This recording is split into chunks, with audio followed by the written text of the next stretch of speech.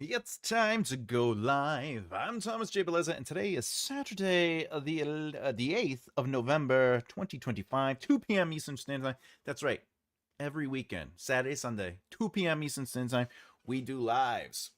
And today's live is one of my favorite kind of lives where we rewrite the greats. And you might be thinking, but Thomas, why do I care about you rewriting? Are you showing off? And the answer is no. This is all about author voice.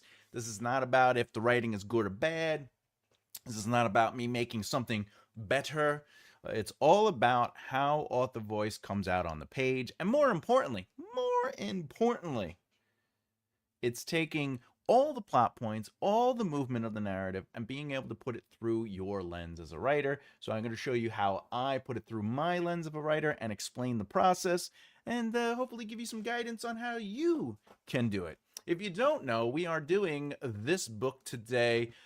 We are going to be rewriting Mark Lawrence's Prince of Thorns. That's right. Boom. Prince of Thorns. I've been looking forward to working on this rewrite the greats. I'm pretty excited about it. So let's get the shared screen going. All right. And as always, remember, you can feel free to ask questions while I do what I do. Let's do some comments real quick before we get started. I want to catch up to everybody. What's up, SB? Hey, SB. Hey, Emma. He's always getting ready. That's all I do is get ready. Hey, Thomas B. What's up, bro? Nothing, buddy pants. Very happy to see that you're here, Emma. Emma. Angel. True. We love the beard no matter how he dresses, and the beard respectfully accepts that and is grateful. Hey, what's up, Sean? Hope everyone is having a good Saturday. We are now that we are live, as always. Flowers! What's up, Flowers? Flowers! Hello, Sean.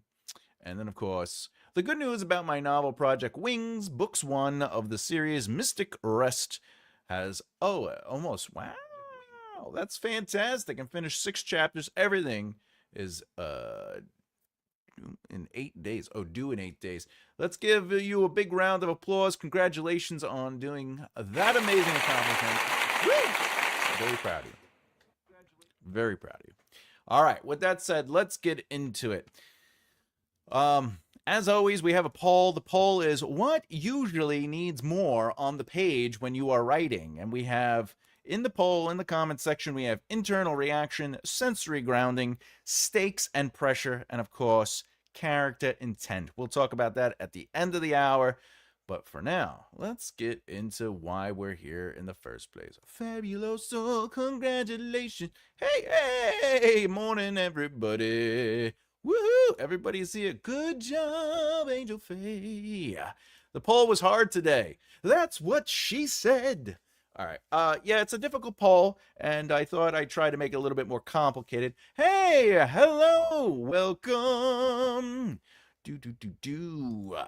Welcome to the show. Okay, so if you've never been here before, or if this is on a playback and this is the first time you're seeing the video, what do we do today? Very simple.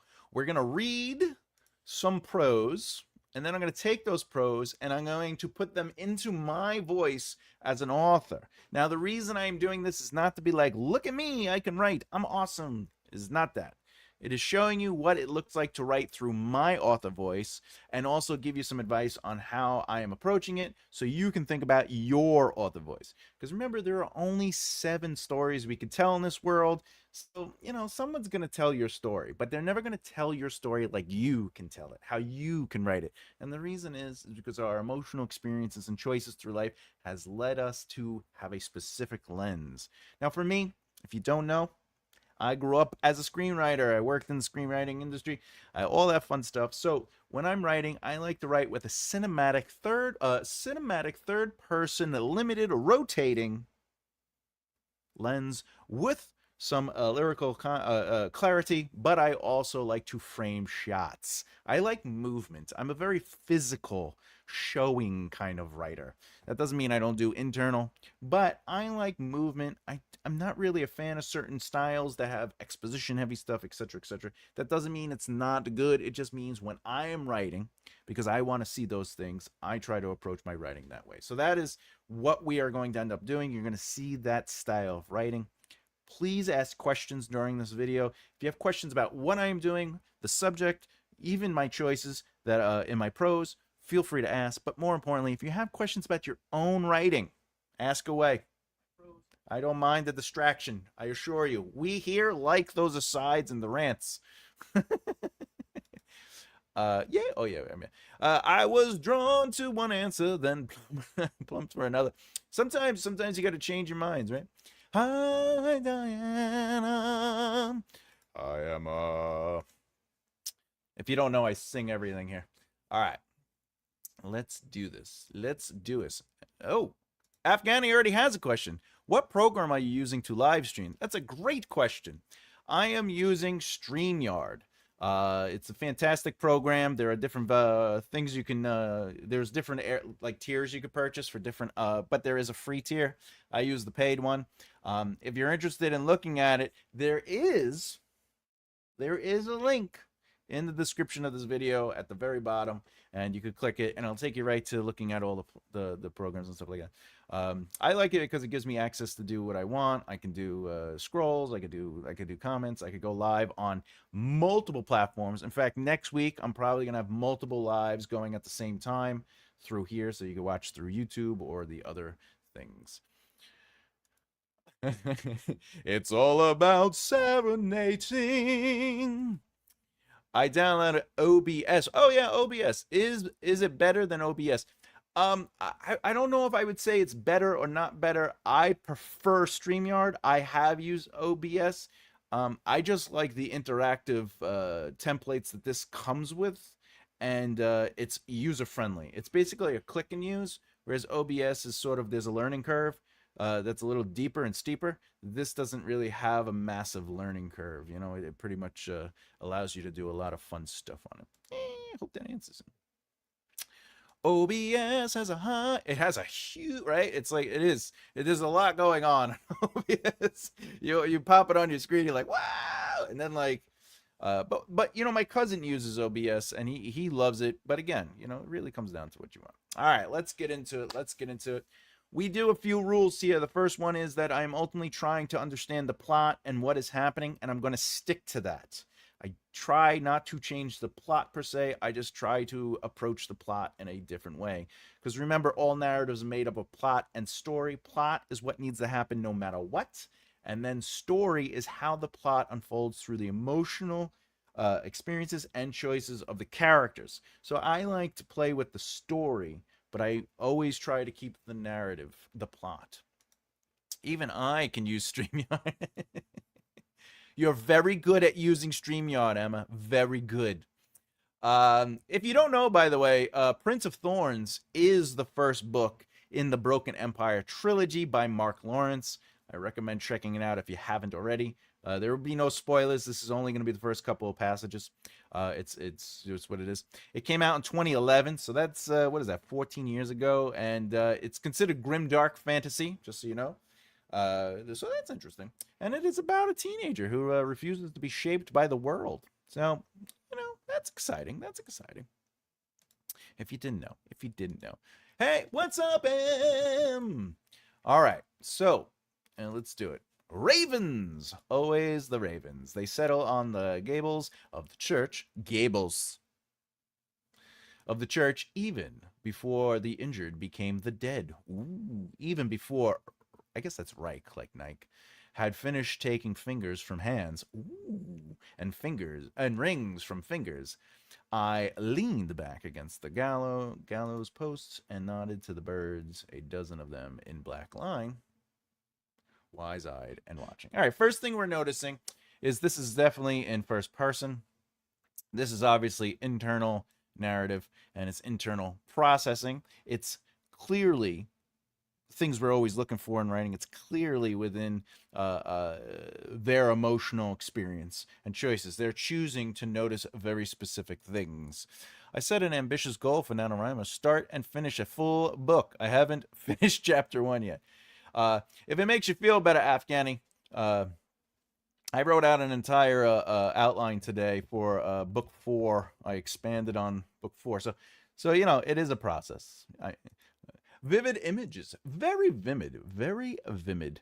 Hi, Afghani. Yeah, I agree. So far, I'm liking it. My only thing is there's very little movement per se. It's more, this is a I love the imagery. And again, because it has to go through my author voice, I have to find what connects to that imagery and what they are noticing and how to move them through it. Though I do like the I leaned back against the gallows post and nodded to the birds, a dozen of them in line. This is a really, I like this. This is a really nice beat. But the goal is not to reuse the beats. The goal is to kind of sort of restructure the movement and allow it to push the plot forward. So already I know I'm going to have a little bit of challenge because so far I like what I've read, you know, but I don't want to copy what I read. I want to put it completely in my voice. What's this? The problem is that I should have started planning it before November 1st. Agreed. I can't entirely start from zero and hope to finish. That is true. You're gonna have to kind of pants the hell out of that. What I would recommend, Afghani, is just do the short form outline. Just kind of figure out what the beats are that need to happen within your plot points, and then just kind of fill those up by the seat of your pants. That should help. Day 8. Fucking sausage fingers. All right, let's keep going. The town square ran red. Ooh, blood in the gutters, blood on the flagstones, blood in the fountain. I like the rhythm. I like the rule of 3 is being used there, by the way. The rule of 3 is a very powerful tool. So blood in the gutters, blood on the flagstones, blood in the fountain, right? I like that. I like that. What's it say? Yeah, I don't even know the major plot points. Well, it's downloadable for free. You know that in the just go into the folder. There's a folder available.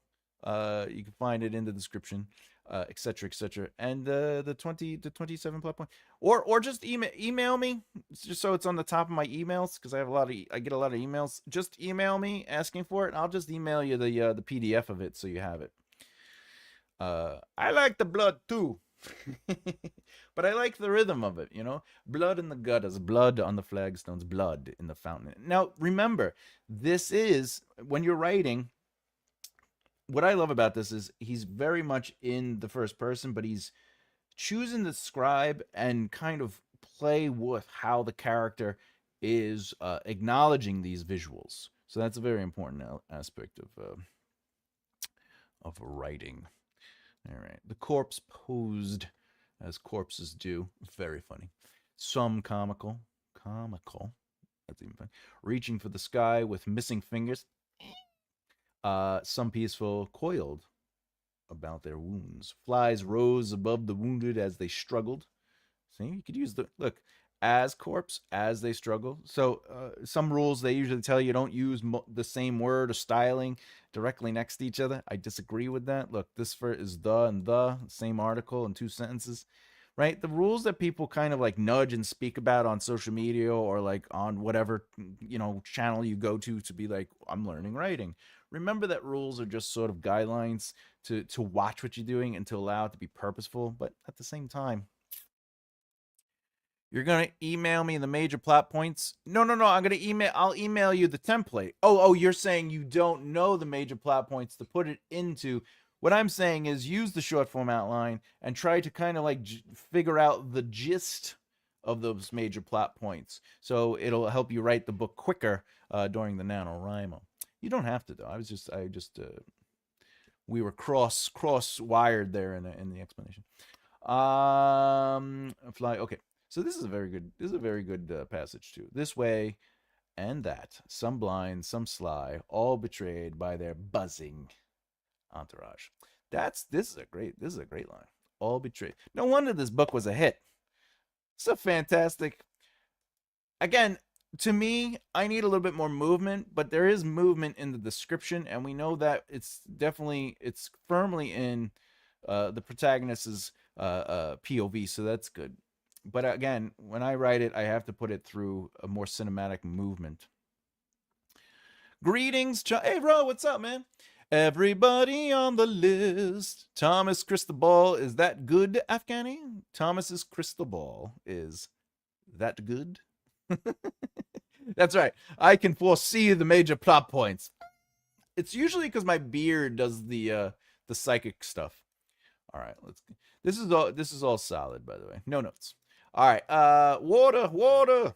It's always water with the dying. Strange. It's killing that gives me a thirst. Oh!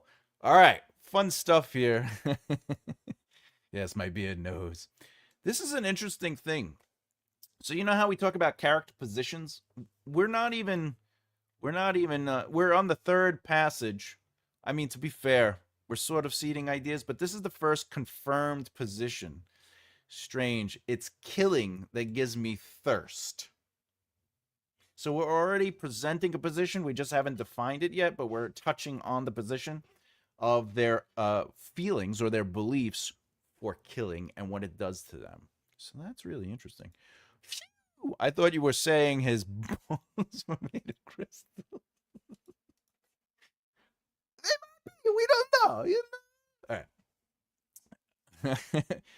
Yeah, it's oh, yes, it's very yeah, this is very dark. It's a very dark. This is the kind of stuff I really like, you know. David Crystal Balls. All right. And that was again, I suck at names, but Maberton. 200 dead farmers lying with their scythes and axes. You know, I warned them that we do this for a living. I said it to their leader, Bovid Tor. Tor.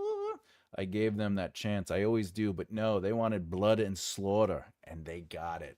First of all, this is a great line. They wanted blood and sword. I love like lines like that, you know, like strong, heavy lines like that. Shatter. They do shatter when I walk and talk. I dig it. Yeah, it's pretty nice. It's pretty nice. I mean, I enjoy this book, but at the same time, though, you know, I am reading it to try to be like, how do I reframe this into a movement? Because again, I like physical movement. I like it to be more cinematic. We'll see that shortly. But again, so far what I'm getting at is ultimately he's watching the dead be piled up and scattered around, and ultimately this is after a war, obviously, and then clearly they're an advisor or were asked to advise on something, right? So that's always exciting. I'm not familiar with this book. Yeah, this book, if you don't know, anybody who's watching, Prince of Thorns by Mark Lawrence. There is a link in the description if you wanted to check it out. I put it there just for everybody. Um, it's a fun book. It's a whole series. Complete. The series is complete. War, my friends, is a thing of beauty. Those as says otherwise are losing. That's funny. Those as says. Huh? That seems a little weird. Is it me or that doesn't make sense? Does that not make sense? Let me look at the source material. I find when I write though, I'm not awful at descriptive prose. My strength is in dialogue and action beats within, thinking about pivoting to screenplays. This is kind of off topic for today's stream. Not at all, Sean. You know that is where I started. You know my career in film and television. Only address if you are compelled to. No, no, that I love that. That's the whole point of this live thing is that we can have a conversation and talk to one another. But more importantly, yeah, you know, if you are strong with dialogue and action, you know, screenplays might be something you could lean into. But I would almost argue that having that strength allows a narrative long form to really elevate because dialogue is a difficult part of long form because it usually falls into like we're just giving exposition. But because screenwriting is about moving the narrative through dialogue, I feel screenwriters have a stronger sense of like natural dialogue that does something. So putting those two together could be advantageous. But even if you're saying you're not awful at descriptive prose, uh, it's still something about, how do you describe things without stopping the narrative? And like for everything I've read so far in this opening, he's describing things through his interests, through his perspective. So it's not necessarily stopping the narrative. It's he's basically gathering fodder, like to fire, to light the fire of like I told you so. I told you so. But anyway, it was a short aside. Normally it's much longer. What is going on? All right, so where are we?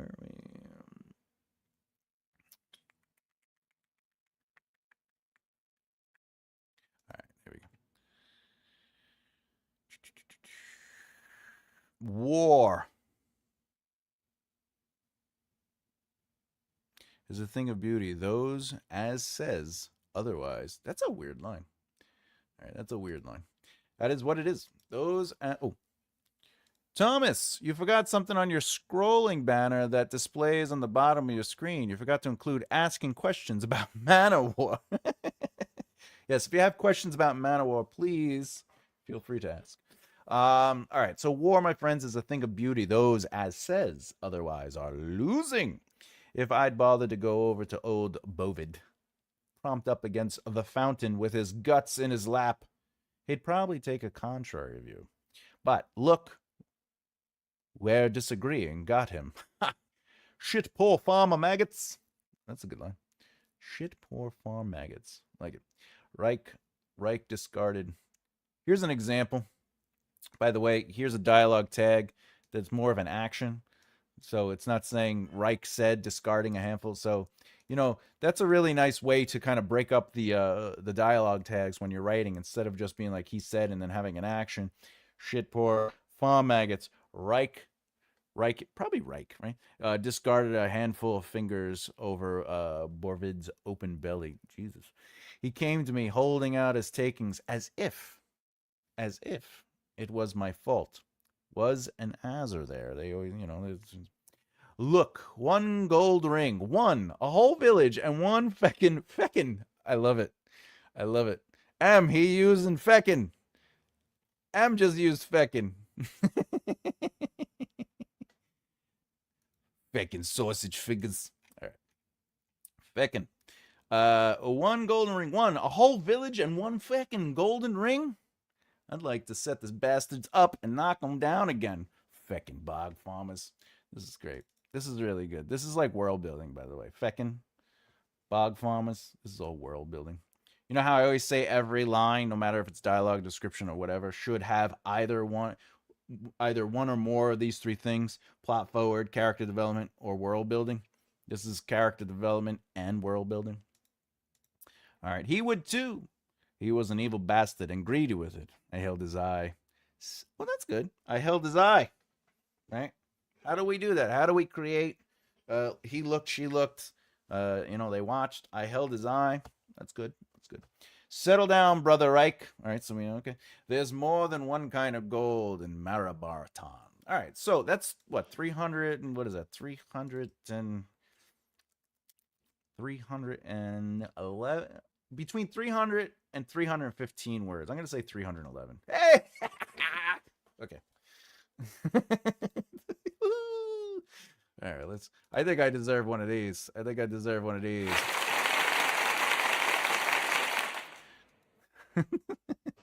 311 words. Okay.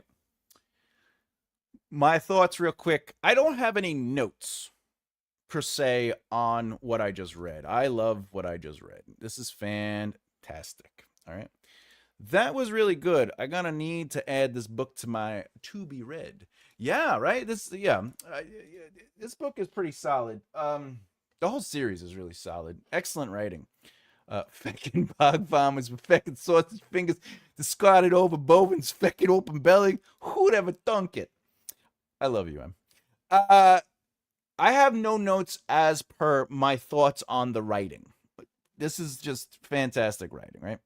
That chat is really fecked up. There's gold in them there heels. So again, when I'm doing these, it is not a critique on the writer, the writing, when I'm doing this rewrite, it is not saying that what I'm going to write is better. It's not saying that what was written needs work. Sometimes I do give critiques on my thoughts on things. For example, this is not a critique, but I don't think there's enough for me. For me, if I was writing this, which I will be in a second, there's not enough physical movement. There's not enough. I want to see. I want to see the unfolding of the description through some sort of interaction, not just an unfolding of descriptive things or an unfolding of information. All the dialogue is solid and stuff like that, but that is not a critique on the writing. Like, first of all, it's a hit. So what I'm trying to do now is I understand the plot. I understand he's hanging out near the aftermath of a war or a battle where they clearly lost, and then they basically are having a conversation, and there are people, going through the bodies.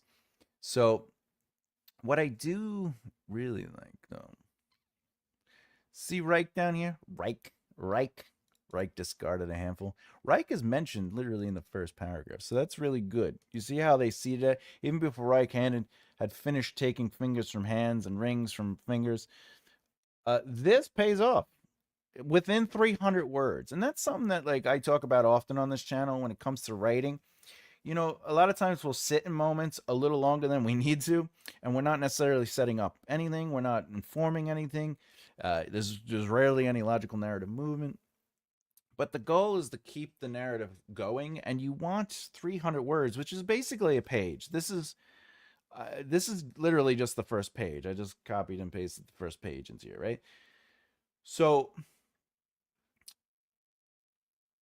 a lot happens in those 300 words. And when you're looking at your own writing, look at 300 words and ask yourself, is it moving? Are things happening, but through the emotional experiences and choices of characters?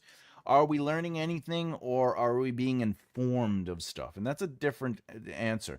Informed of stuff is just, you need to know this. Learning something is through the characters, through what they are observing, why they are observing it. You're learning about the plot. These are things you should be looking for when you're doing your own writing. The other thing is, since this is first person,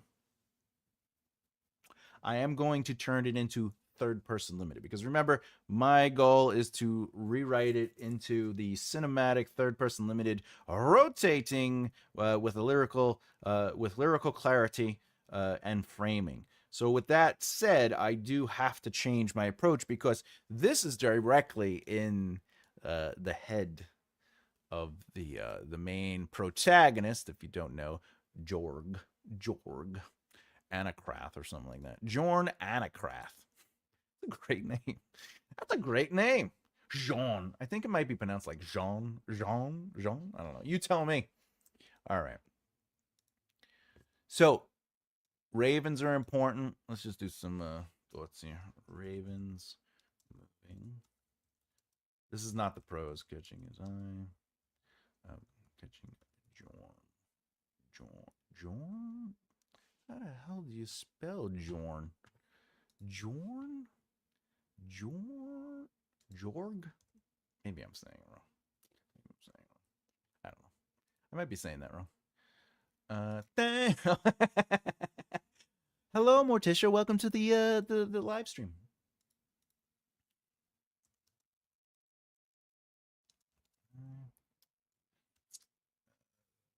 Let's see. I know, baby. Talking about cats. What's up? What, baby? You want to come hang out? Come hang out. All right, Reich is doing stuff. That's fine. And then Jorn is post.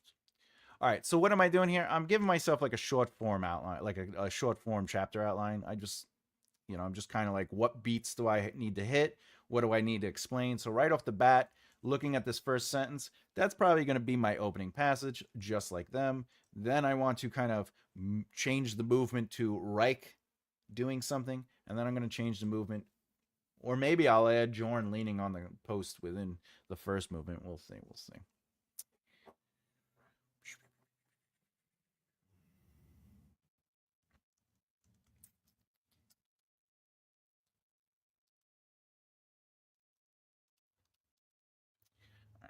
And then I probably won't get further than the second one, but the town square is red.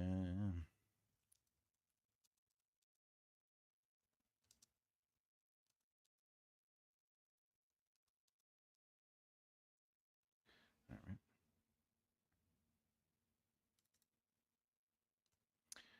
Okay, what we got here? Hey, what's up, Hannah? Been working on my story, but now my laptop is getting an update.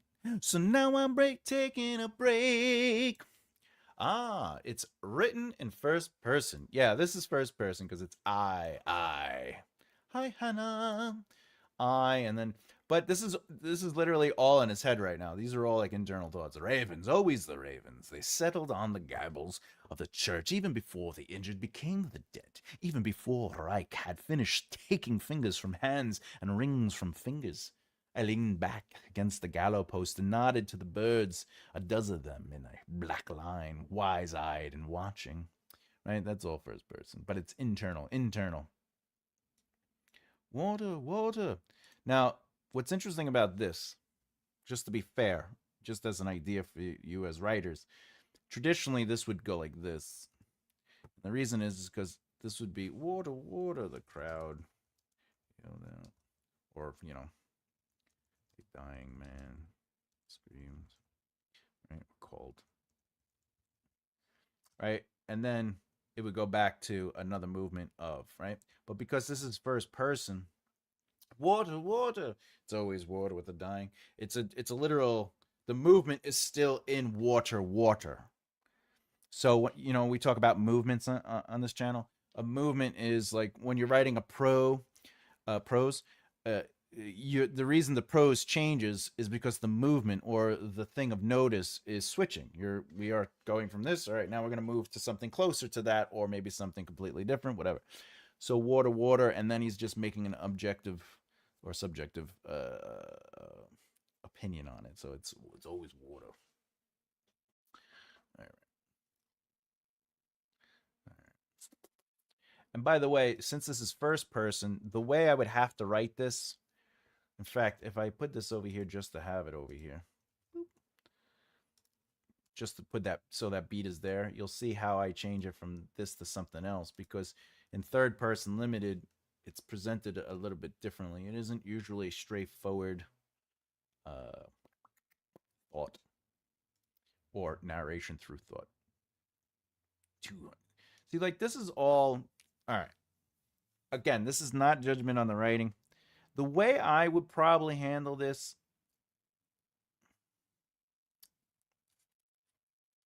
is I would make Maraberton more of a character in the narrative. That's just how I like environment feeling like a part of a narrative instead of like people describing the narrative. But I think this is more visual description though. Could you do my book blurb for one of these videos? I wouldn't mind. Yeah, but today is rewrite the greats, and but yeah, one day I have the blurb, so I'll be happy to use it. 200 dead farmers lying with their scythes and axes. All right, so here's, by the way, I'm like trying to put it together in my head how I want to do this. To me, this is just information we're getting out of the way in a very productive and cost-effective word cost way. But in my head, I feel like this could benefit other scenes.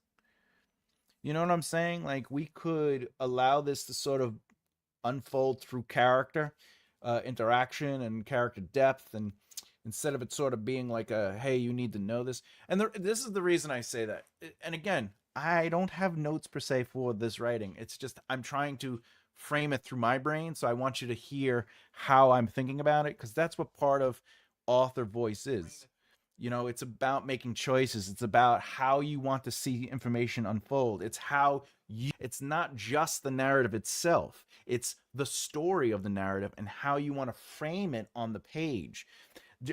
If you if you do internal thinking, that's a part of your voice and your brand. You write through internal thinking. If you are overly descriptive, and that's not a negative, I'm just saying, oh, if you focus on the description of things, that's a part of your author voice, but that is a choice, right? So for me, as you know, watching this series, this is video, the 11th video in this series, I believe. Uh, I'm not a fan of exposition. I like character exposition, not necessarily narrative exposition. I like exposition to be seated, right? So when I see it, to me, my brain is saying, how do I break this up and move it throughout a chapter or throughout a narrative or throughout whatever? Um, so as a writer, when you're working on your author voice, these are things you're thinking about. What is it I want to see on the page? What is it I see in other books that I don't necessarily enjoy? And how would I approach that? And this exercise helps you hone basically your voice. It helps you say, all right, this is too telling for me. This is too much telling for me. So in my brain, how do I reframe it to not be telling? How do I reframe it? And this information has to get out, but does it have to get out right now? That's another part of asking the questions, right? You're not beholden when you're writing to inform the reader of everything. Your job is to be vague but informative always. You have to introduce enough context so they understand what's happening, but you have to leave them with enough questions left to keep them engaged and wanting to know the answers. I have attempted this with morality. Ooh, interesting, interesting. You're talking about the vague but informative aspect, or the exposition verse, a character exposition verse narrative exposition. All right.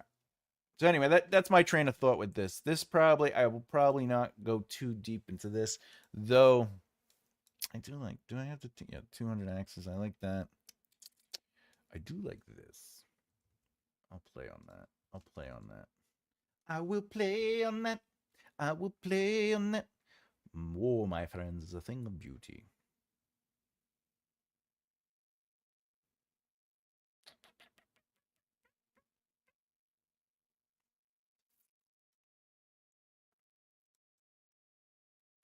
I'm just putting this over here so I'm following like a rhythm, so I don't have to keep looking down. Just gonna follow the rhythm. Reich, not to be confused with Riker. Depends how he steps over the chair. Thomas, can you do the Riker maneuver? That's what I was just referencing. It requires a tad bit of flexibility. First off, I can't. I am not as tall as Riker. And second of all, this chair is, look how tall this chair is. You can't do that maneuver. You can't do that. Teleport me. Right. Of course, we're gonna get Riker. We're gonna get Reich in there. Reich. We're gonna take this and play with it a little bit. I do like his personality. He would do. Settle down, brother. Settle down. I don't think I'm gonna get this. I'm not gonna get to this ending part, but all right, let's do it.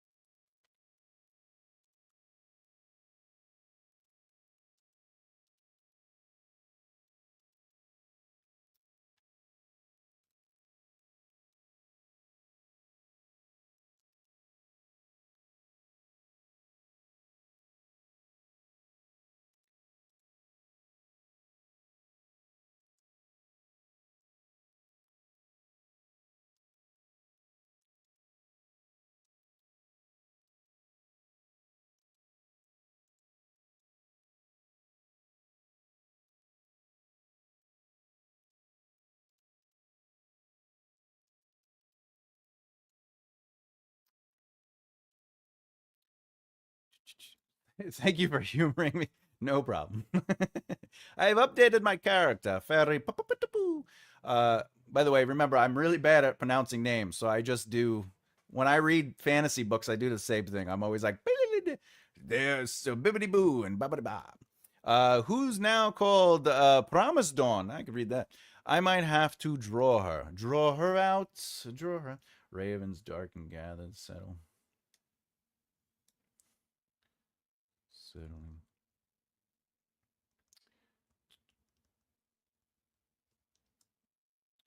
Hmm. Ravens dark. Keep in mind, I have to basically. I'm trying to edit this in real time and trying to make every line sound good, even though really the first draft should just be me just running through it. But Ravens dark and gathered. Unkindness.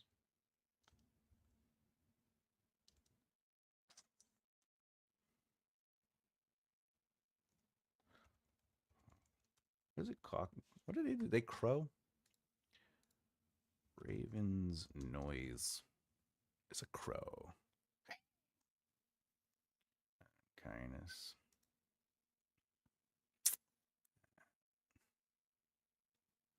Kindness. Deep rasp.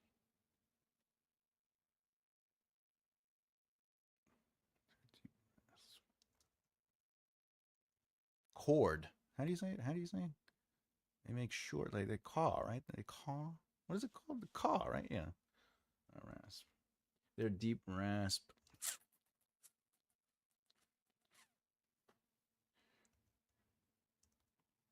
Shrill.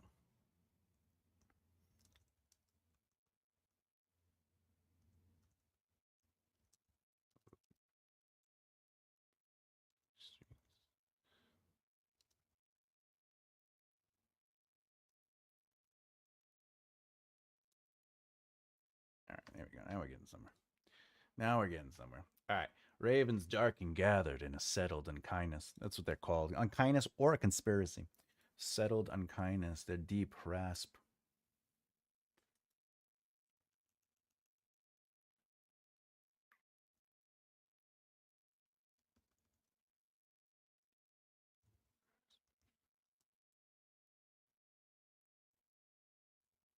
Would it be rasp? Shrill?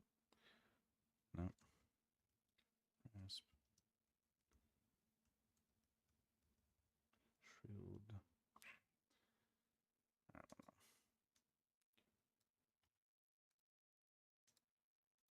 Perched. Perched. All right. My spell check doesn't pop up for some reason. And that happens, you know.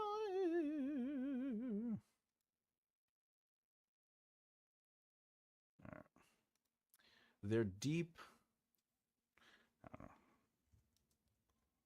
There we go. I think that makes sense, right? Because they have caws, right? It's a caw. Raven noise is called a croak. Rasping croak. Shrilled. Yeah, there we go. That's really all writers do, right? We look up stuff. Anyway, ravens dark and gathered in a settled unkindness, a deep rasping croak shrilled above them. Above the bloody streets perched along the gables of the church. All right. So basically, before the injured became the dead. Okay, bloody streets. All right, shrilled above the bloody streets perch. Dead.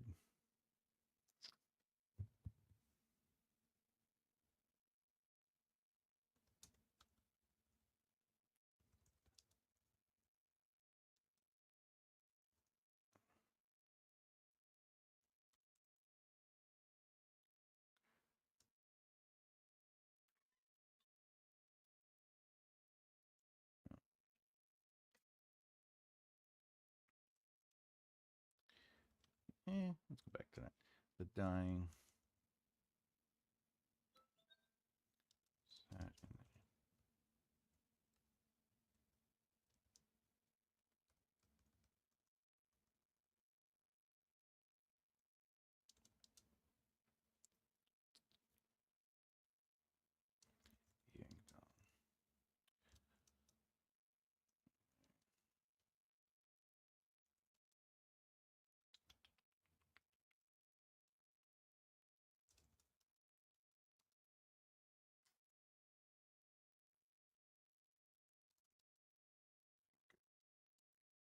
fingers, hands, and rings from fingers. Keep that line for now. All right. Do. See, now this is where I would probably go here. No, no, no. What we got? Promise Dawn is my fox dog character. She has 9 tails that represent the heavenly virtues and has 9 heavenly symbols on her fur. Ba-do-do-do-do-do-do. How long does it take her to brush those tails? That's the question that's on all of our minds. All right, so ravens dark and gathered and settled in kindness, their deep rasping croak shrilled above the bloody streets, perched along the gables of the church. The dying sat in their injured weight, yanked on by Reich in his roaming theft. Theft? Theft? Of fingers, his roaming theft of fingers. Should it be thieving? Thieving? No, I think theft. Theft of fingers from hands and rings from fingers. Okay, I think we're doing something here. All right. Okay, so now we have the setting. We got Reich in there. What do we got? She's just a spirit animal for now. My spirit animal, I don't know if you know this, but my spirit animal is, ready? Pizza! My spirit animal is pizza. All right. I leaned back against the counterweight and nodded to. Okay, so this is where I need a Jared. Jog leaned.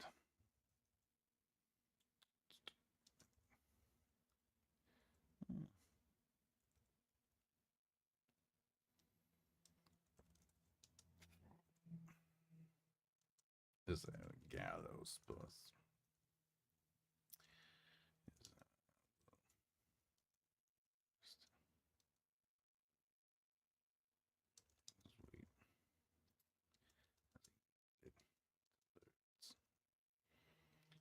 I leaned against. I guess the gallows. Resting his elbow. Resting his weight on his elbow. As he nodded to the birds. As he nodded to the birds. Pizza! Hi, Hannah! In Native American myth, religious belief, the raven is the carrier of souls to the afterlife. At least, that's what I've heard. Very interesting. I do like ravens over crows. Ravens in my epic fantasy are actually connected to the goddess Karina, who is the goddess of evil and greed and bad luck. She's one of the Trinity gods, and the ravens are like her eyes. But I've always liked ravens a little bit more than crows. They are slightly smarter than crows, if I remember correctly. Pizza and burgers are my spirit animal. Some of my best ideas come from comfort food. Tell me about it. No, I didn't even have to finish that sentence. Do you have pineapple on your spirit animal, Thomas? Never. Never. Odin has ravens as well. That's right. He has the 2 ravens who are his eyes over the planes of existence. What's this? The scenes basically unfold before me in the shower. From shower to shower, a new piece opens before me. It's like you're washing the wall blockers out of your body and allowing the words to come out. Now, Afghani, question to you. Do you have your phone to record near you and record stuff when it comes to you? Or like a recorder or something? Or do you try to record it while you're in the shower, where you just step out and go, oh, or do you wait until after the shower to get out there and write? Mm-hmm. Guinea pigs are my spirit animal. Oh my God, Emma, I can totally see that. They're like adorable and cute, just like you. Adorable. Ravens play a large role in the occult and wood and world mythologies. It's quite fascinating, right? They are. They also talk. Ravens have been known to squawk out words to trick animals and or people, like they mimic like animal sounds to trap them. If I remember correctly, right? Ravens can mimic. Yeah, ravens, yes. Ravens can mimic human speech. They are intelligent birds and capable of it. Uh, Mimic animal sounds to lure them to traps. Right? Right? Yes, ravens can mimic sounds, including animal calls. I always thought this was awesome. And they use it to lure others, such as using wolf howls to attract wolves to a carcass they can't break open themselves. Jesus, that is so. And it's a bird. That's so crazy. They do it to lure food. Isn't that so interesting? So interesting. Uh, uh, I think it may disappear if I try to record it. That's yeah, I know that feeling. Have to carry it with me and quickly write it down. That's fair. That's very fair. I know that problem. Been there, done that. Uh, yes, yes, but are they the new guinea pigs, Emma? They are, and they have. Yes, my spirit of choice is Glendon Fiddich, Glenn Fiddich. What is? Isn't that like the prime minister? I don't. I don't know who that is. Her three human spirits are Oath Grace, and her twins are the Faith, Glory, and Pledge Light, who were created from the glass-like river of the hot realm of purity and honesty. Hannah, it sounds like you're gonna have a very interesting book out there. You got to get that written. Have you seen them using tools to get food? Yes, look. I'm a nerd, and I watch videos like that. I watch videos like that. You would think I know nothing about animals, but I have autism. New guinea pigs. New Guinea guinea pigs. That's where you got to go. You got to go to New Guinea guinea pigs. New Guinea. All right. Sorry, I keep getting disconnected from chat, so I repeated myself. No problem. There, no judgment here. You don't have to explain yourself, good sir. Say it again. You'll get it. The new guinea pigs. That's what I was saying, right? The new guinea. That's what I was saying. New guinea pigs. All right, whiskey. That is definitely a spirit animal. Me too. Love watching them solve problems. It's so yeah. When I see animals use intelligence, that's really like my happy place. Probably because I love animals. All right, let's try. Got like 7 more minutes before we get to the hour. Let's see if I can do this. John leaned against the gallows post, resting his weight on his elbow as he nodded to the birds. Doesn't know that.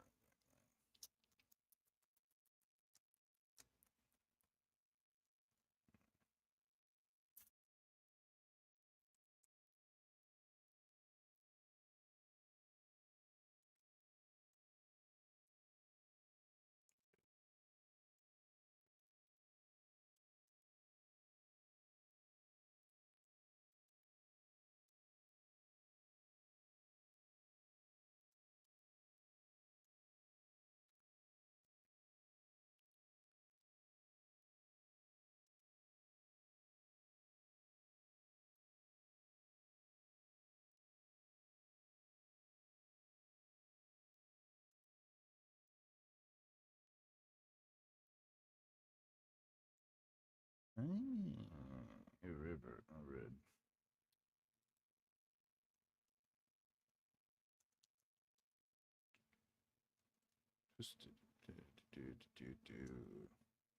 See, this is the thing. First and foremost, this is a great line, but I'm trying not to use anything that he wrote. I know I did a couple times, but I'm gonna see if I can do some. Yes, I was Oh, I see.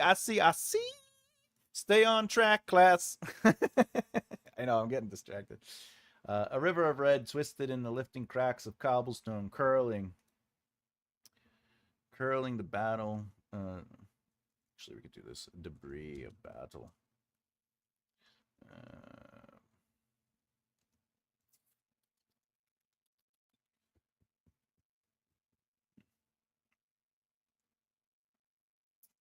All right.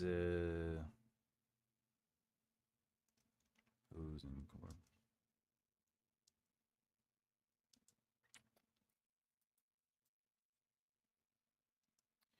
Opposing corpses.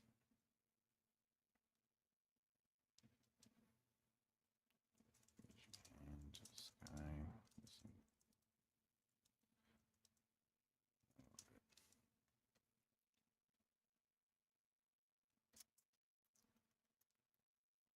Aligning. Aligning.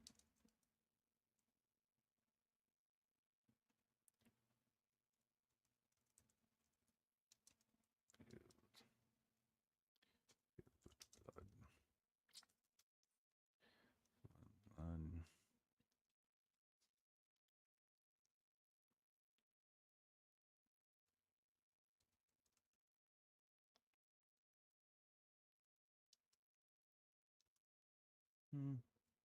Filled. I like using of, like filled of blood, but that's not the proper word. All right. What we got? Ravens dark and gathered in a settled unkindness. Their deep rasping croak shrilled above the bloody streets, perched. By the way, as you can see, I have dyslexia. I wrote shrilled. I know it's shrilled, but as I'm reading, my brain is like, what? And I had like a little hiccup on that. That's the fun of being me. Ravens dark and gathered in a settled unkindness. Their deep rasping croak shrilled above the bloody streets, perched along the gables of the church. The dying sat in their injured weight, yanked on by Reich in his roaming theft of fingers from hands and rings from fingers. Jorg leaned against the gallows post, resting his weight on his elbow as he nodded to the birds. A river of red twisted in the lifting cracks of cobble. Actually, what I need. Nodded at the birds. Patience.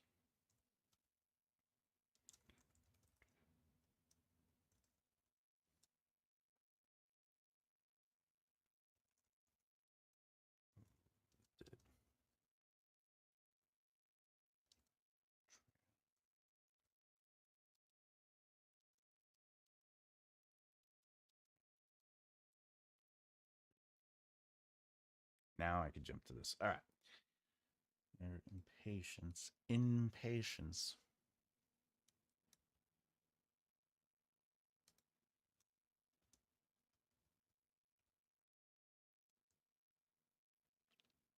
All right.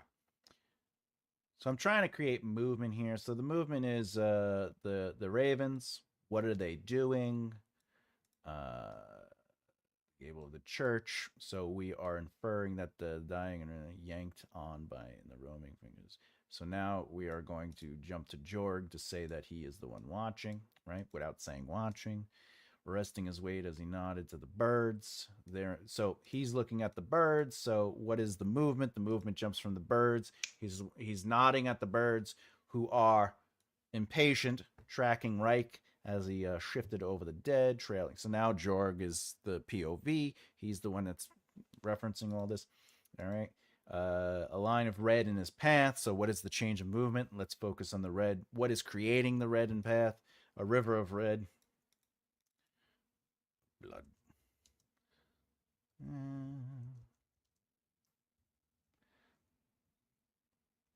Stained blood. Twisted.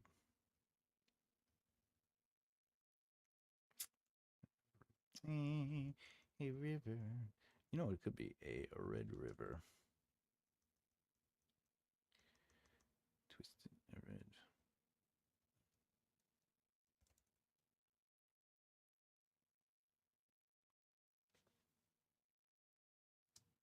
What is the word for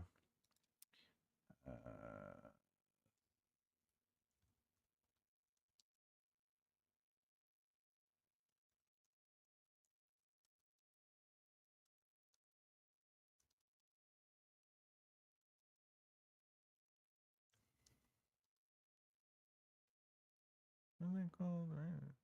Seepage. Ah, okay. A thin red river. Okay. All right. going to be seepage. All right.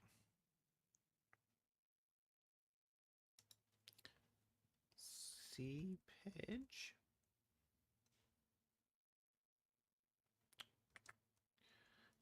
Twisted. Twisted. All right. Seepage. Twisted. In the lifting. Let me do this. I want to keep this, but we'll get back to that. All right, seepage. Twisted in the lifting. Oh, the lifting cracks. So, we might have to go back to what we had. We might have to go back.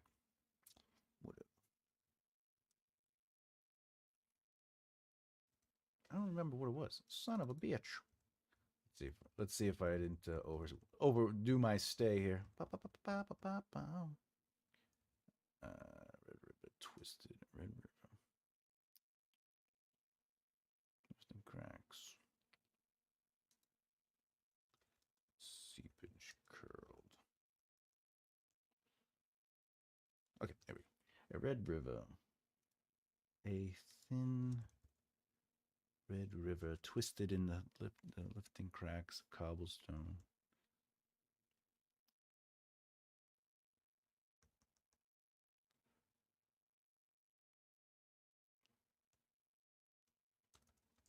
Curling the debris of battle. Posing corpses. Reaching hands to the sky, missing fingers, all of it, aligning to the fountain. You know what? Posed corpses. Reaching hands to the sky, missing fingers, all of it.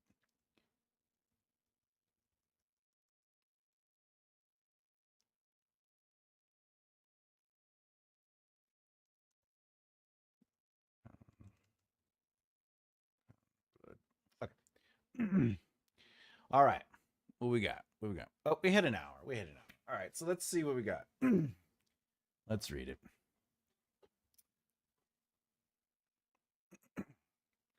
Oh, wait. Let me get some water in me. All right. Ravens dark and gathered in a settled unkindness. Their deep, rasping croak shrilled above the bloody streets, perched along the gables of the church. The dying sat in their injured weight, yanked on by Reich and his roaming theft of fingers from hands and rings from fingers. Jorg leaned against the gallows post, resting his weight on his elbow as he nodded to the birds. Their impatience tracked Reich as he shifted over the dead, trailing a line of red in his path. A thin red river twisted in the lifting cracks of cobblestone, seepage curling the debris of battle. Posed corpses, a reaching hand to the sky, missing fingers, all of it, lined the fountain of blood. Okay, and there we go. That's as far as I got. So the big difference here is that I'm trying to give the description of what Jorg is noticing in the original and ultimately trying to give it a little bit more movement. And this was 113 words, and I did that same opening beat in 118 words because I gave it a little bit. That's good, though. Oh, thank you. Thank you so much for that. I really appreciate that. My goal is always to write, again, cinematically, and I always want it to be through third person, though I can write in first person as an exercise, you know. But the way I'm looking at it is like, what is on camera? Like, what is the POV of what is Jorg? So in my mind, the first shot is the Ravens, and then what are they doing? You know, they're right. And then we move down. We move down underneath the church, okay? And we see Reich moving around. And then the camera does a medium shot on Jorg, and he's leaning there, and then he's looking up and he nods, and then we cut back to the birds. They're probably like, you know, right, impatient. And then it shifts back to Reich, and as he's moving around, there's blood following his feet. and he's like going through the bodies because we know that that's what he's doing. And then we sort of, what I was going to do is I was going to let this lead to the water part, but I was going to have the blood river, the seepage and stuff like that, maybe get to Jorg again. I don't know. I was going to play with a little bit. I was going to try to create again character in the environment. Nice. Thank you. Thank you, Sean. I appreciate it. Appreciate it. And again, remember, I'm not doing this to be like, look at me, I can write. I'm just, this is like me trying to put this narrative plot into movement. And I love this, by the way. I love, this guy's writing is great, you know? Mr. Lawrence, right? If you don't know, again, the book is, here's a picture. Boop. It's called Prince of Thorns, Mark Lawrence. I love his writing. But what I'm trying to do here is I was trying to take this and just give it what I call movement. I like to see things in motion. I like things that have description. And there's a little bit more sensory going on. There's a little bit more sensory. A little bit more. I like that element. I like it to be heard, seen, and felt. I probably, if I was going to do like a second run to this, I would add I would add smell, maybe textural touch, maybe, I would probably mention cracking, cracking the fingers off instead of just taking the fingers, like the tear of the fingers. I would probably, on a second run, because as you know, my first draft is just sort of the prose, even though I have some immersion in here. But my second draft is where I start going in and adding a lot more of the immersion. But anyway, you did more Sterling stuff in an hour than I've done in a month of Sundays. I appreciate that. It definitely made me laugh. But look, I'm just writing. I'm having fun today. I appreciate that, though. I appreciate that. It's so funny. What is this? So are you doing this in columns? Like the first column has what you're using and the other one is your vision. Yes, correct. That is my goal. The reason is because I want you to see what the original writing was from the book that the Mark Lawrence book, Prince of Thorns. And then I want to sort of show this, the comparison. I'm probably going to upload, because I've done a bunch of these now. I'm probably going to upload it into a folder on the the Right Mindset folder that's available. You could just go into it. Mm-hmm. Yeah, definitely try the exercise. It's a lot of fun. What I've gotten out of it by doing it, even before doing this on here, it's like when I used to draw, when I used to do comic books. My goal was, how do I learn how to draw, but draw it in my own style? So I would take Wolverine and I'd be like, how would I envision Wolverine? Instead of going, let me draw Wolverine, how would I show him physically? How would I show him, his emotions? How would I show his movement? Right. When I got to music, it was the same thing. I could have learned all Sabbath songs. I could learn how to play those songs on guitar. But at the end of the day, I wanted to be like, well, how would I play Sabbath? And I would, as an exercise, and eventually the band would play these covers of songs, but in our style. And I always found that more interesting to play Paranoid in our style, or Snowblind in our style, or After Forever in our style, whatever the case is. I rarely learned songs as they were, and I sort of rearranged them or played with the music, and that's just something that I do artistically. And I did it with writing, especially when I got into screenplay writing. And then once I started doing long form, and I knew I wanted to do this professionally when I was young, it was an exercise that definitely helped me hone my voice, if that makes sense. All right, what do we got here? What's even more impressive is that Thomas gets all his done while we keep distracting him. I mean, that comes from my teaching background, where the class is just and I'm and moving on, I used to teach at my theater. That's what I used to teach. I still teach though. I teach at the library. They actually have me coming back next year to do a ongoing class. Yes, we're here at the back of the class throwing pencils and sliding notes to each other. Let me see that note, flower. The teacher has a nice beard. Oh.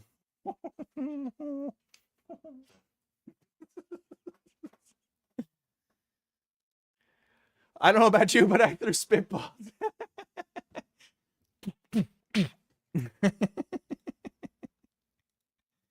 I mean, we're all writers here, so we're always trouble. We're a bit of trouble. Um, all right. So does anyone have any questions on what I did? Do you have any thoughts? Do you want me to explain anything a little bit more? Do you want me to explain my choices? Do you have thoughts on like the differences, etc., etc.? Also, by the way, my OCD, if you notice, I tried to choose words in writing to make sure that like it looked nice, because like all these spaces are killing me. But I know like if it was like formatted on a regular book, it would look perfect. But like my brain, that affects like the way I write sometimes. I'm like, oh, let me write so it looks nice. Sorry, I missed the start. I have a query about single verse ongoing action. Jargling against. Did he do it once or was he doing it continuously? Oh, that's a great question. So, in the original, he says, I leaned back against the gallant and nodded to the birds. So, this is in reference to a continuous motion, right? So, the way to get out of this leaning visually, it would have to represent movement, and there isn't until what's his face? If you notice when he comes back, he was an evil bastard and greedy with it. I held his eye, right? So this means that he's still leaning. Technically, he has yet to move off of the move off of the thing. Um, so to answer your question, yeah, if you represent the movement on the page, unless stated otherwise, that is what they're doing. So if you're like Jorg, rode his horse or galloped his horse, as he called out to catch up to Reich, he is galloping his horse towards Reich until you add the new movement, or the new action, which would be, he drew his horse to a steady trot, keeping even with Reich, and that would be that we have now changed it. So usually, whenever a movement is presented on the page, that means that's what they're doing. If they're standing or if they're watching things, that's what they're doing, and you have to create the new movement to change that up on a page. Otherwise, it would just be them standing there the whole time, or doing whatever it is. I hope that answered your question, John. I only got in trouble in math class. I knew how to get out of there. Go to the principal's office. Gladly. Can you give an example if this were written in second person? I could. All right, you ready? By the way, second person, fantastic and scary. All right, let's do this. For anyone who doesn't know what second person is, okay.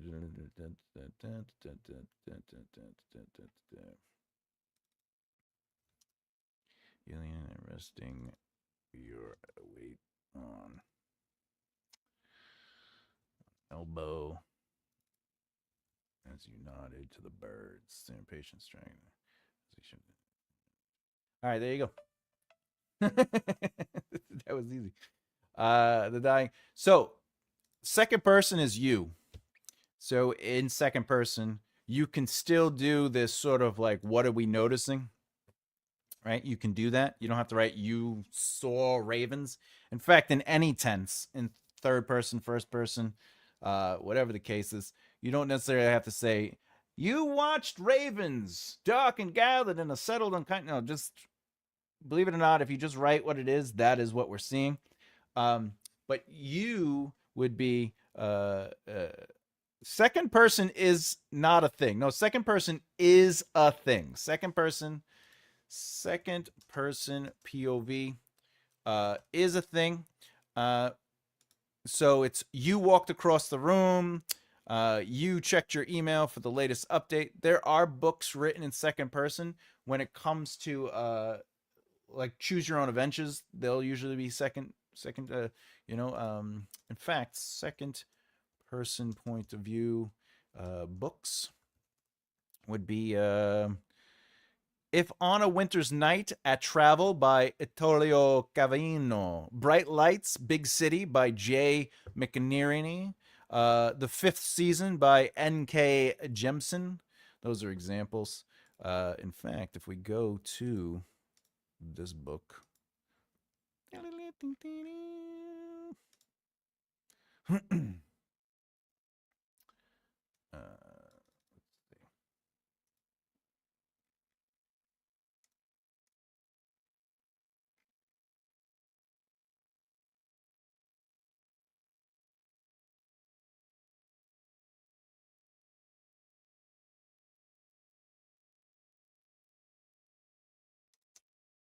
That book is not written second person, third person. Yeah, so that's basically what it is. So you lean against the goalpost, resting your weight on an elbow as you nodded to the birds. Their impatience. That would be an example. Oh, I didn't. Oh my god, I'm so sorry. I'm so sorry. Boop. Sometimes I do that. I forget to put the screen down. So there you go. So this is the example, the difference. I'll make it bigger for you. All right. So the big difference is Raven's Dark. This is still the same. Nothing changes there. But this is where it changes. So instead of saying Jorg leaned against, you say you leaned against the gallows post, resting your weight on an elbow as you nodded to the birds. So you can write with these kind of passages and these prose without changing that. But once you get to the pronouns, that's when it's you, etc., etc. I hope that helped. Sorry that I didn't put the screen down. And leaning does not constitute accomplishing the Riker maneuver. Correct. You would have to lift your leg over the back of the chair to make that happen. Where the there you go. Where the there you go. Where'd you there to go? That's funny. Where to there to go? Yeah. Second person is not my thing. Yeah, no, second person is very weird to read. It's purposeful for very certain things, but it is weird. I met a chapter in a second person, and it felt kind of just trying to be special. Haven't seen a whole book in second person. Yeah, it does feel like it's trying to be special. But again, it's like those choose your own adventure kind of books are usually like that. Like you go into the room. Second person is a crowd. Yes. Cheese quote of the day. We are the heroes of our own story. Live your life in second person because there are literally no other options. Accurate. Unless you're into astral projection or something. I love that quote. Very funny. Second person is quite awkward. Oh my god, that is such a good. Third person is a riot. I like that. All right, everybody. We have a poll. What usually needs more on the page? Now, we have 15 votes, so if anyone hasn't voted, feel free to vote. We are going to finalize the vote in a second. What usually needs more on the page? We have internal reaction. Excellent. Sensory grounding. Interesting. And then we have stakes and pressure at 50%. And then we have character and tension at 25%. This is interesting. I agree with the results in the sense of 50% stakes and pressure because the thing I run into most. Oh, didn't understand the sensory grounding. So that's sort of like instead of just being like instead of going, the curtains were red with a sprawling lift near the open window as the breeze pushed in. Grounding sensory is sort of where it takes that same beat and it is experienced solely through a character, which then grounds us in the experience instead of it being a descriptive thing. Like the curtains were blue. If we Mark ran his pointer finger and thumb down the side of the coarse blue curtain. It rippled near the end, bursting up as a breeze from the open window, you know, tickled his exposed belly. Whatever, that would be like a grounding sensory. It's a terrible example. Internal reaction would be just thoughts. Everything we read in this example would be internal reaction. Sensory ground. Stakes and pressure. This is so again one of the things I find most interesting about working with clients with developmental editor is stakes and pressure. Usually a scene is missing stakes and pressure and is solely just things happening, but not necessarily, even if there's action, like there's a fight, like people are fighting, but there's no stakes and pressure. And the reason is, how can you have pressure without stakes? And stakes are, what could they lose? So if it's just a fight where two people ran into a room, they jumped at each other and started swinging and swung their hands. Kevin's thrashed up with an uppercut. There's no stakes or pressure. It's just two people fighting. So it's things are happening, but nothing is happening. So that's interesting that we got 50%, because that is usually where developmental editing leans in with notes, is what's at stake? How do we add emotional value to this? How do we have, what does the fight mean to those characters? What does losing or winning? Why are they fighting, right? How does this reflect their social presence, the people around them? Does this lead to anything? So that's why I think that's a very strong stakes and pressure is good. Character intent, I'll be honest, 25% is a great number, because that is usually the next thing. Sensory grounding is a fairly used aspect. I mean, everything you put on the page is in one way or another a sensory. My qualm with that is that it's usually, mostly, if only, visual. I mean, let's what we got here? Is this tickled exposed bellies? Some pay extra for that. That is every Thursday, my friend. And what do you put the steak sauce on without steak? Well, it depends, really, but it's usually A1 unless you want flavor. All right, so if we go back to, what is going on here? If we go back to this, so when it comes down to sensory, look, ravens, always ravens. That's sight. There's, right? So when we look at sensory, what is it? Elements in writing, right? So it would be sight, sound. Okay, there's a bunch of them, by the way. And just so you know, it's not just the senses. It's sight, touch, it's smell, sound, it's taste, auditory, which is different than sound. Sound is just like, something is heard, but auditory is more like you have to think of it. How is the sound affecting the person physically and emotionally, right? But anyway, there's also textile and stuff like that. So with that said, this is sight. They settled on the gables of the church even before the injured become the dead. This is a mixture of sight, right, and then exposition. Even before Reich had finished taking fingers from hands, this is sight. I leaned back against the gallows post and nodded to the birds, a dozen of them in a black line, wise-eyed and watching. This is sight. Okay, so the first paragraph doesn't have anything but sight. Now, if you notice, ravens dark and gathered in a settled in kindness. This is sight. Their deep, rasping croak shrilled above the bloody streets, perched along the gables of the church. This is sight and sound. Okay. So that's why, remember earlier I was like, on a second pass, I would probably mention the tearing or the crack of the fingers. This shifted over the dead, trailing a line. This is sight, but it's tactile. So it shows movement. The other thing that some people forget is that time is a sensory, like the movement of time. But I leaned against it. So the town is red, sight. Blood in the gutters, blood on the flagstones. Blood. Again, it's all sight. The corpse posed. This is sight. Missing fingers, sight. Flies rose above the wounded as they struggled. Sight. If I was writing, if I got to the bodies, I would add smell. I'd add like what is the putrid smell, right? The way, the blind. This is all sight. Water, water. This is sound because of dialogue. It's always water. This is exposition. And this is exposition. 200 dead farmers lying with their scythes and axes. Sight.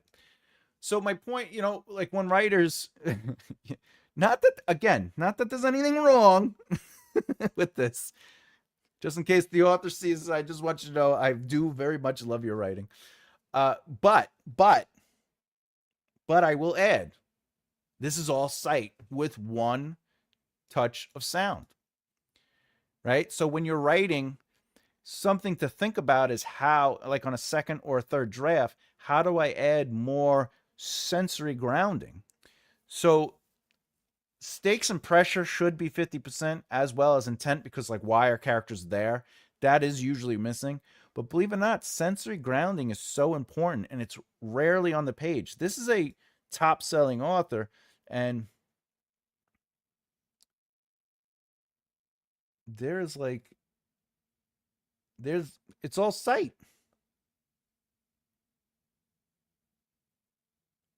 Oh, and sound. Any dialogue is sound. But anyway, all right. So there are no grounding sensory elements in this scene, but the visuals are beautiful. Obviously, it's scary. All right, what we got?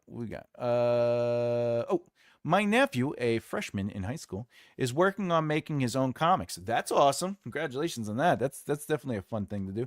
He has been doing this since he was about 5 years old. Do you have some tips I could pass on to him? Yes. All right. So in the industry of comics, it has moved away from someone just being an inker, someone just being a colorer, someone just being the penciler, someone you just, right? Because of the system. I don't have it near me, but all that stuff could be done, digitally now, right? So my advice to him, because of the changing system, is learn how to write a script. Learn how to tell a story through movement, physical movement. For example, nowadays, back in the day, the Marvel technique was like, they would be like, there has to be a fight here, do what you want. And then the artist could do whatever they wanted with that fight, as long as it maintained the narrative purpose of the script, which is the Hulk has to win, right? So now they tell you every little thing about every little fight. So how do you stand out with that? Movement. If it's the Hulk punches Spider-Man, what can you tell in that story through the movement of the punch, through the physical truth of it? So again, learn how to write narrative, or at least at minimum understand narrative, like be able to analyze the narrative. And then how do you create movement when you're limited to the script saying these two fight and the Hulk does an upper punch, an uppercut, and Spider-Man flips backwards, because in the script it's going to give like a lot of that.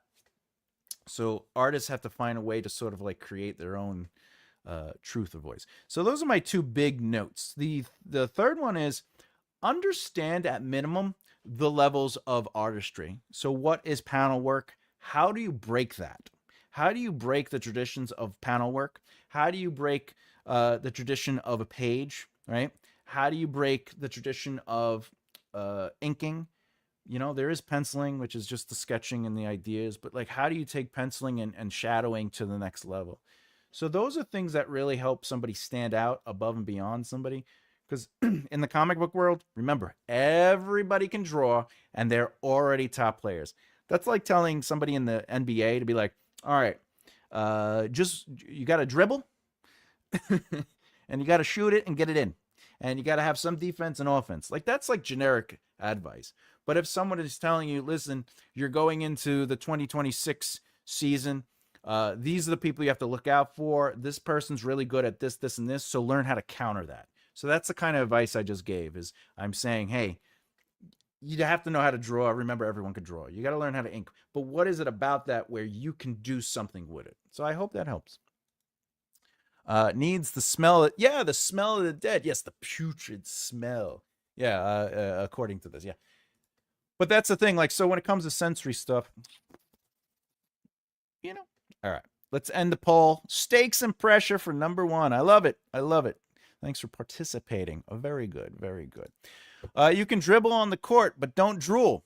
Well, you could drool on the court too. It happens, especially if you get hit in the head. All right, everybody. It's time for my favorite part. Where's my button?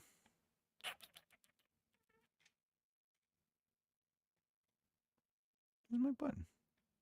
Where is it? Did I erase it? Oh, boop. There we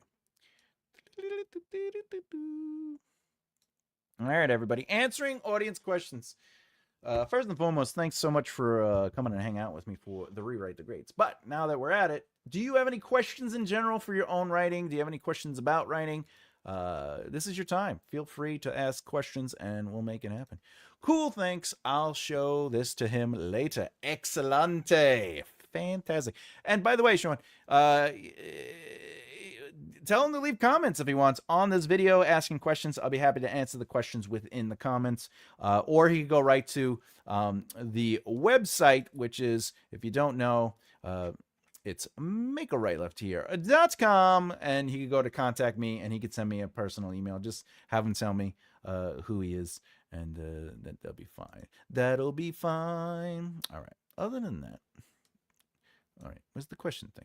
The question thing fell off. Oh, there we go. Bloop, bloop. Well, we're waiting for questions because I know there's a little lag. Let me do it. Let me get to it.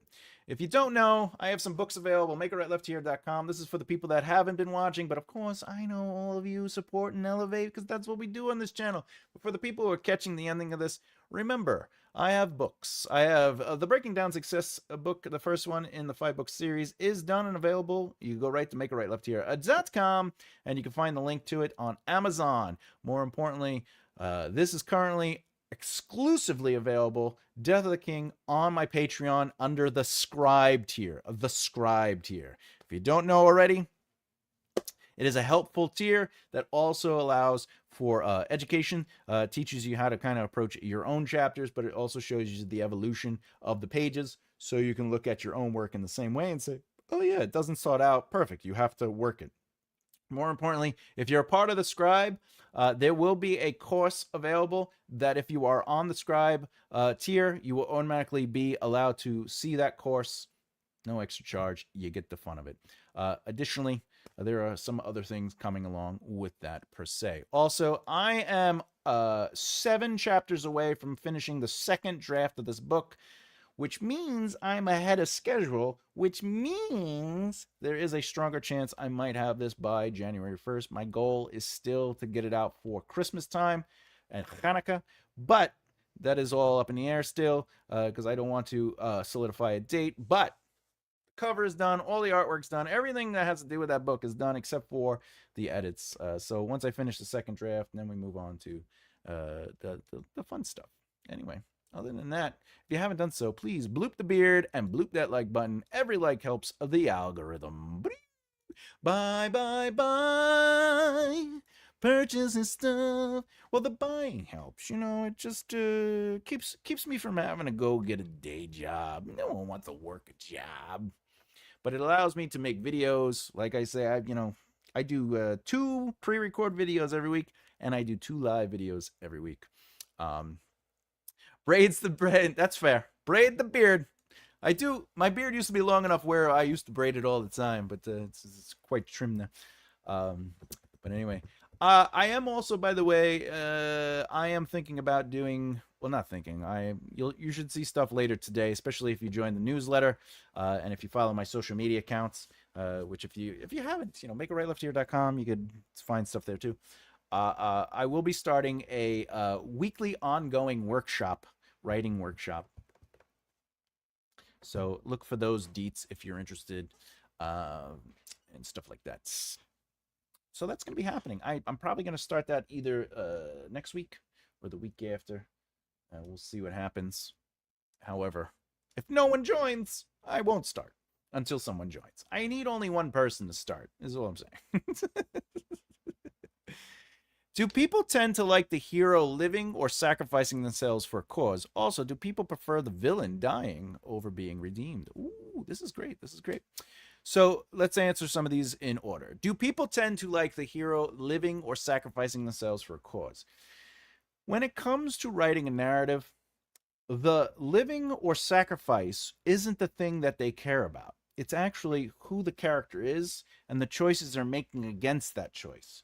So if a hero lives and it's within their character and it doesn't challenge anything, they might appreciate that more because it's at least in line with the character. However, if it's a challenge that the hero lives and it changes the hero in a way that challenges their perspectives or their positions, it is more engaging. The same thing with if they sacrifice themselves in a way that challenges who they are as a core and its growth. That's the thing they care about. They don't really care if they live or die. If you kill a character or make them live without sort of like that purpose behind it, the why that is deeply rooted in their emotional truth, it doesn't necessarily matter how they go out. With that said, do people prefer the villain dying over being redeemed? Again, this comes down to the emotional truth. Because a villain dying or a villain being redeemed is a thing happening, but nothing is happening. So to give it weight, you have to start internally. What is their positions? Who are they as a character? And how does them dying earn or satisfy the conclusion or resolution of their narrative? And the vice versa, being redeemed. How does their inner truth earn the redemption arc? Because if it's just a character that is redeemed, but there's no deeper truth to it, it's not something. So the real answer to that is they care more about the internal truth and how it is relative to what happens. So that is my answer on that. Keeps ya from having, yes, yeah. You know, when you don't have, if you're not making money doing this, you have to get pineapple for the pizza. How do you know if you are writing cohesive sentences? Asking for a friend, not a noob. Asking for a friend, not a noob. Believe it or not, logical narrative movement, which is something I've gone over several times on this channel and on the lives, but also clarity. So let me let's go down here. Let's go. So sky, blue, and long, vast, filled with cloud. All right, technically, that has information in it. Sky, blue, and vast, filled with clouds. It's cohesive, right? But it's not doing anything. It's not, isn't right? So how do we make this a little something something? So context is king. Context is king. All right, or queen, doesn't matter. It's up to you. All right. Okay, so context is clean. What is it about the sky being blue and vast and filled with clouds that is important? Right now, nothing. This is just description for description's sake. So, sky. Oh. And passing. Hurricane. Can't spell, but that's okay. The hurricane. Blue.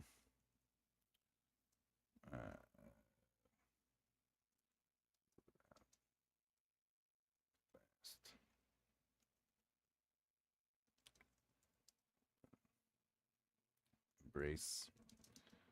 Breeze.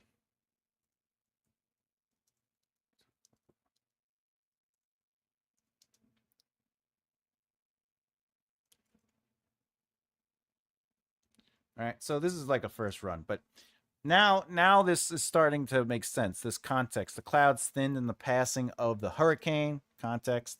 All right, so the clouds are doing something, and they're directly affected or linked to something. It's blue, filled out. A vast open embrace. A vast open. Vast open. Vast open embraced.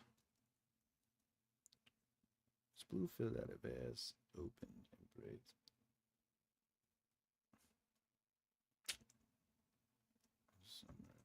Summer's breeze, whatever.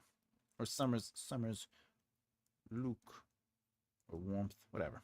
I'm just using this as an example. Warmth, breeze, followed, taking over David's tears. So you got to keep editing, obviously, and keep going through it. But for the noob, cohesive sentence, you just got to make sure there's context to what is written in the sentence, and it's not just description for description's sake. You know, I should have kept the other thing.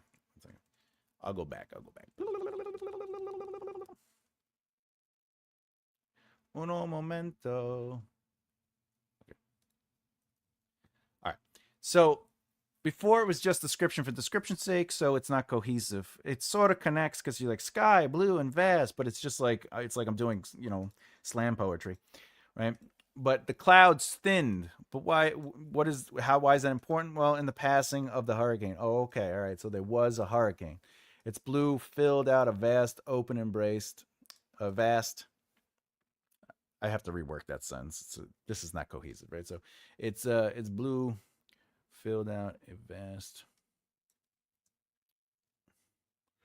open, and calming embrace.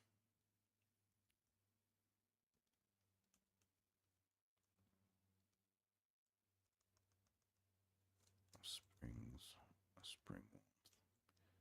of a spring.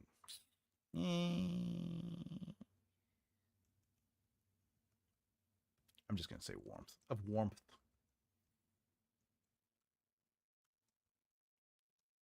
And then the breeze followed, taking. All right, David's tears. All right. So you see what I'm doing? I have to keep reworking it and trying to find how it makes sense, and you have to just connect it to things. So it's blue filled out, a vast, open.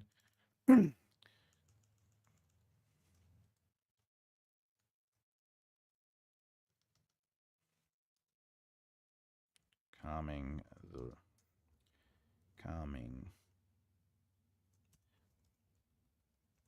city of Mastic. Woo! Calming Mastic.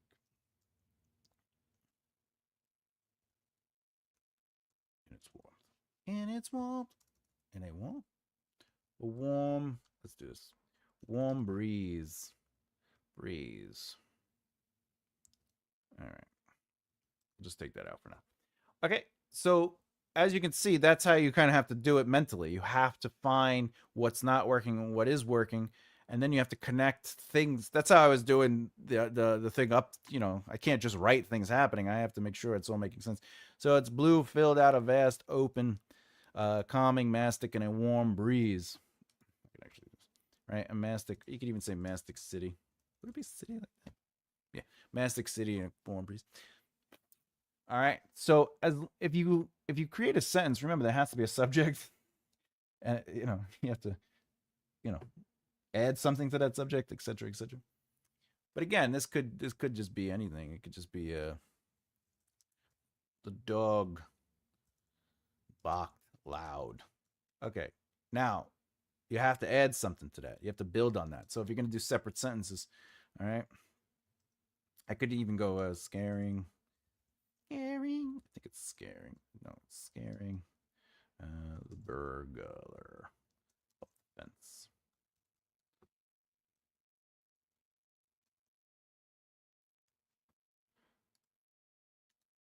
The dog barked. Scaring the burglar. Scaring. Okay. I'm making you work on a Saturday. It's okay. That's what we're here for. We're here to work. But again, if it's just the dog barked, it's not necessarily add something to it. If it's the dog barked, his rage growled through sharp teeth, scaring the burglar up the fence. There you go. You love it though, or we wouldn't be here. Yeah, that is true. I do. This is the stuff anything about craft is really what I love. I hope this helped you. Like when it comes to cohesive, you just got to look at it and be like, is there enough context for it to make sense? And then am I building on it? The logical narrative movement is the building. So the clouds thin in the passing of the hurricane. Okay, so passing is what I'm good. You could build on. I could build on the hurricane. I could build on the clouds thinned, but and I could build on passing. I choose passing, right? So I'm going to explore that and add to it because remember, as per, where is it? Pop it up on the thing. As per logical narrative movement, this allows an element from a sentence to be explored, expanded, or qualified in the following sentence. So this is more like expanding. It's blue filled out a vast open. All right. Now, by doing that, what's the next logical movement? Well, it's calming Mastic Beach in a warm breeze, which means the next sentence can actually build on Mastic Beach if I wanted to, or I could build on the warm breeze if I wanted to. But the logical narrative movement would be the jump to the Mastic Beach. This is also something that writers could do in general, right? So if you're trying to build a scene out, right, and you want to get, I think I said it earlier, like sometimes in 300 words, you want to just get right to the point, right? So how do you do that? You just make sure every sentence is following logical narrative movement and isn't necessarily lingering, meandering in a thing. Because I could easily just be like, the clouds thin and passing in a passing hurricane, right? And this is what meandering looks like. Okay. Mountains stood in the back. The ground had crumbled over the last hour. Okay. This is meandering. Nothing's happening. Nothing's connecting. If you wanted to talk about mountains, you have to let this sentence be fueled with logical narrative movement and either explore, expand, or qualify it. But when you qualify it, as you notice, you can add new elements. And if you add a new element in a sentence or you add a new element just in general, now you can build on that element. So if I wanted to add on this, passing of the hurricane. So if I want to expand on hurricane, right? It's dark clouds flowed over the distant mountains. All right. But now the ground had crumbled over the last hour doesn't make sense. So that's what that's how you make cohesion is you got to connect sentences to an element within the previous sentence and build on that. Otherwise, it looks like it meanders and it just it's bleh. It's just bleh. Oh, M. Is it a risk to end the story with the reader having to work out their own ending? Yes, but that doesn't mean you can't do it. It is a risk, though. You could also have open-ended, which is I think that's technically what you're asking. You could have open ending, endings to a narrative. The only thing is you have to have a true resolution, though. Open-ended doesn't mean it doesn't resolve. So every narrative that exists in the world must have a beginning, a middle, and end. It must have a beginning to set up context so we know what it's going to be about. We must have a middle to challenge said context so we could explore elements and dynamics and dimensions of a character's positions and ideas of that context. And then we need to resolve that challenge or the problem that is created by the midpoint conflict. Ultimately, the resolution just says, hey, listen, this is that. It is finished. We have concluded everything, but these characters still have a life moving forward. However, it doesn't mean that it can't be open-ended. So like focusing the story sort of like light being focused into a laser. Yeah. Yes. Yeah, as far as the thing that, yeah, cool, thanks, so helpful. I appreciate it. Yeah, that's the thing, like in storytelling, 300 words need to be doing something. Just as 600 words is just as 1,000 words, just as 100,000 words. Like if every line and every passage or prose is doing something, uh, it's going to have a really smooth and potentially a fast read to it. Fast read isn't pacing. Pacing is the speed at which information is presented to the reader. You can have slow pacing, but still have a fast read. And that comes down to the logical narrative movement. It comes down to allowing things to have, have context within the sentence. And then you could explore that sentence. That's something to do. But Em, to finalize out your answer, when it comes to that sort of open ending, absolutely enjoy yourself. But at the same time, you still need to resolve the narrative. So whatever the inciting incident ignites, leading to the problem created by the midpoint conflict, which is usually the truth of the lie being revealed, that needs to be resolved, even if we leave it open ended. Sort of like let's say a character has to ends up dying at the end. But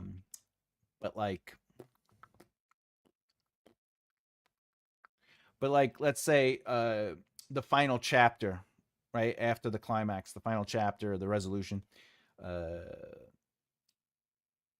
they get a phone call or they get a text from the protagonist who died, and the text is just like, it's just beginning. That is technically the narrative was resolved in, say, the death of the protagonist, and then wait, the protagonist might still be alive, and it's just beginning. So there is a potential for the future. And by the way, a potential for the future isn't necessarily a sequel, though it could be, but it is that this life, there was a life before the narrative started, and there's going to be a life after the narrative started.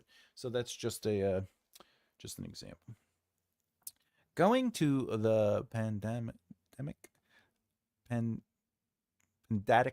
light comes out of a lasers and is a tight beam that does not spread out. Oh, that's true. Yes. Oh, yes. A laser is a full. Yes, correct. Yes, lasers.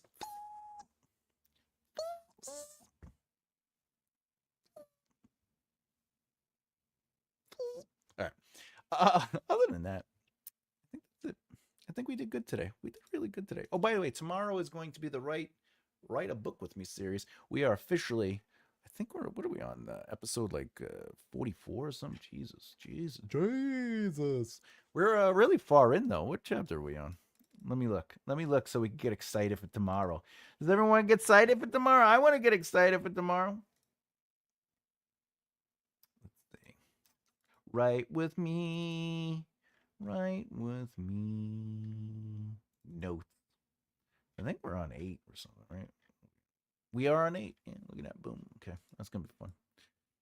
It's like you read my mind. It was a suicide, but I left it where they reached had to choose if they would. Oh, it was a suicide, but I left it where they had to choose if they really did or didn't kill themselves. Yeah, that. As long as the narrative resolves itself, it can have, is it what we thought it was? That's fine, But the resolution still must come to the conflict of the midpoint being solved, being resolved. However, the protagonist can lose. They could win. They could come back from the dead. They could die in the resolution. They can drink a martini. Shaken, not stirred. Other than that, what's the other thing? Oh, I have a question, real quick. To the room, please let me know. If I did that work, or when I do that workshop, I'm thinking of doing it on Thursdays, every Thursday at 5 p.m. Eastern Standard Time. So basically, it would be 2, 3, 4, 5. It would be 3 hours from when I started this. So this starts at 2, so I would do 5 for anyone who's not in it. Is that a crazy time, or is that a good? What do you think? Thursday, 5 p.m. Eastern Standard Time. I know people work, so I'm trying to make it available for people to jump in or jump out, or be a part of it or not be a part of it or something. I don't know. I'm just taking a survey, just to yay or nay. Thursday, 5 p.m. Eastern, because it's the only other day I have, and I don't want to give up the Saturday, Sunday lives because I love this time of day. So that's important. Sorry, made you work for them. Correct. It was not very cohesive, but I got it. I figured it out. I used my brainage. Anyway, all right. Let's close this out. Boop. I guess that's everything.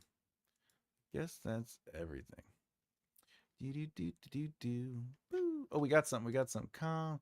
That would work for me. I'm home before that time.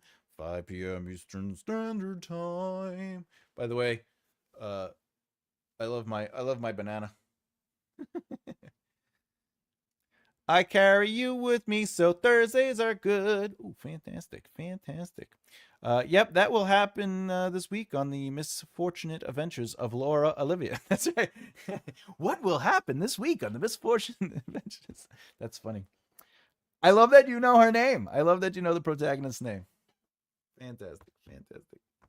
I will say I do like writing that science. I like working on the science fiction. I don't write sci-fi, so it's really nice to sort of be outside my element, because that was one of the goals. I was like, I need to. I'm going to do this exercise. I'm going to do it. I'm going to write it in first person. And I'm going to write sci-fi and stuff like that.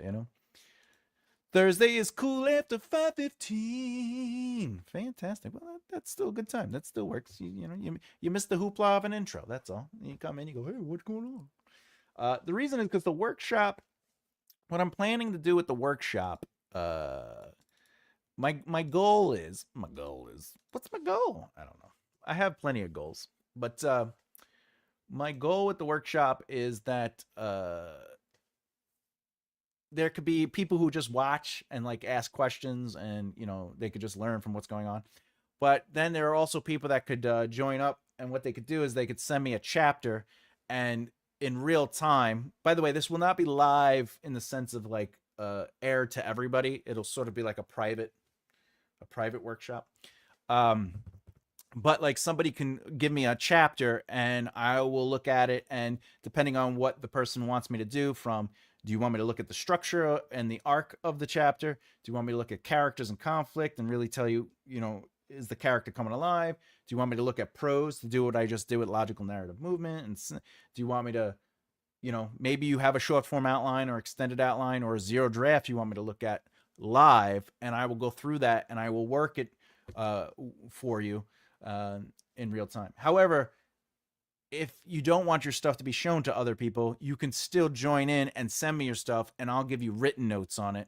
That would be a different element of it. But so I'm trying to make a fun writing workshop that is more, it's less about, hey, here's a lesson and a tip, and more practical and more hands-on kind of thing. So that's what I'm trying to do. I would probably be working during that time. Well, Ro, that's fair. That's totally fair. But you and I, we have it. You and I are good, though. You and I are good. Not to dissuade you from that call. No. Well, hey, look, I get my dose of Ro for the weekend and then Thursdays.